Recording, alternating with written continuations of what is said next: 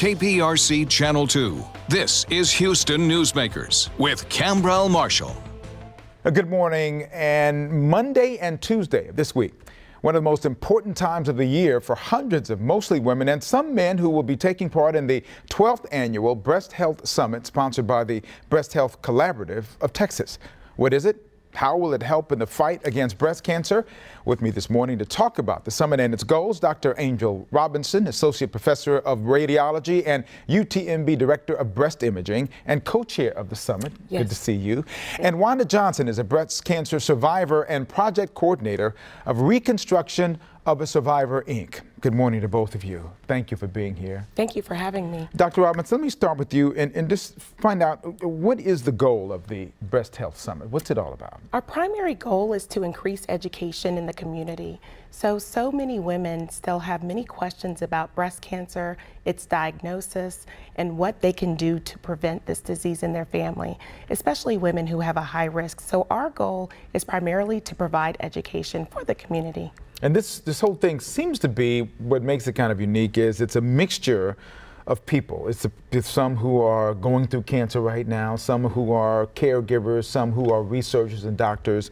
That kind of gives everybody an opportunity to come together. That shared spirit, if you will, does that kind of help take this summit to a different level in terms of what you normally see? Oh, absolutely. So we have physicians, we have community health workers, social workers, nurses. We even have mammography technologists. And obviously we have a lot of survivors who take part. So when we put all of those various groups together, it lets us learn from each other. This is a time for us to all learn from each other and all leave with increased information and knowledge. And Wanda, I know you are with Reconstruction of a Survivor, Inc. Tell me, what does that organization do?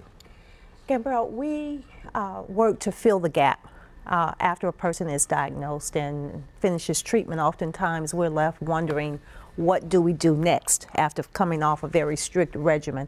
And so Reconstruction of a Survivor sets up a community network of support groups for any woman. It doesn't matter if she is newly diagnosed or if she is maybe a year, 2, 3 years out, someone who realizes that peer support is important. And you were, having been a survivor and there's cancer in your family, both your sister and your mother, how has that impacted you in terms of giving you the energy and focus to go forward and be someone who gives that information to others so they can get the kind of help that you've already had the experience with? Yes. Going through the journey with my sister where I was a caregiver, who had to transform very quickly into being an advocate because my sister decided that she just didn't want to speak or participate in the decision making. That really opened my eyes into how much and how important our voice is in communicating with our medical team. And so it actually prepared me for my own journey and realized that educating the community about breast cancer and what it means today and trying to dispel some of the misconceptions that the community has about the disease. Let's talk about some of the actual, the advances of medicine now. Your specialty, radiology and breast imaging. How important is it for women to get the mammographies, when they're supposed to get them, how regularly they're supposed to get them? Is that part of the education process that we're trying to do and give people so that they can be better able to care for themselves? Absolutely, absolutely. So the American College of Radiology and the Society of Breast Imaging, we stick to the guidelines of women should start having annual screening mammography at the age of 40. So if a woman is 40, she should start getting her first mammogram and then every year after that. There are exceptions and there are women who have a family history. So some women may even need to start a little bit earlier than that.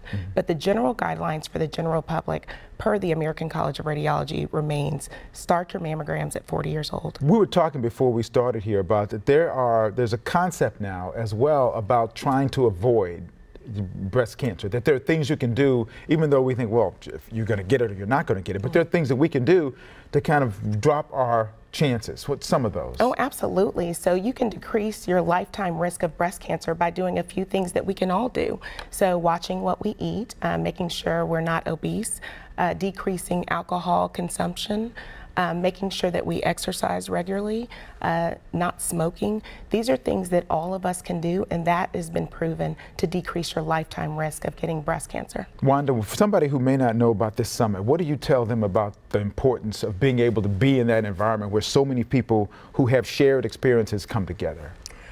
The most important thing for me, Gambrell, was that the Breast Health Summit gave me an opportunity to decide which avenues of advocacy I wanted to be involved in. The summit, because of the broad range of attendees, provides just a various array of educational points that a person can take away. Mm-hmm.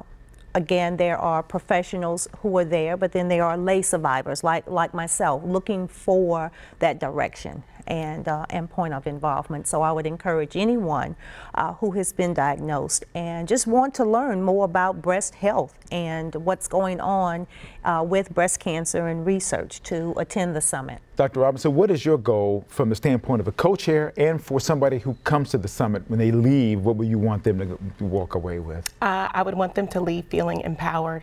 I want them to leave feeling like, you know, I have information, knowledge is power, and I want them to feel uplifted when they leave our summit. Well, we want to let people know it's going on tomorrow and Tuesday at the Bayou City Event Center, starting at 8:45 in the morning. It's running until 4 o'clock in the afternoon. I have the honor of being MC of that first day event, so I'm looking forward to it. I'm on the board of Komen, so it's part of what I do as well. The Breast Health Collaborative of Texas website is where you can get more information, or you can go to the website at clicktohouston.com as well. Dr. Robinson, thank you for coming. Thank you for having me. Good luck, Wanda. Always good to see you again. Thank you. And good luck for both of you as we go to this summit. We'll see you tomorrow morning. We'll see you. Okay. Thank you.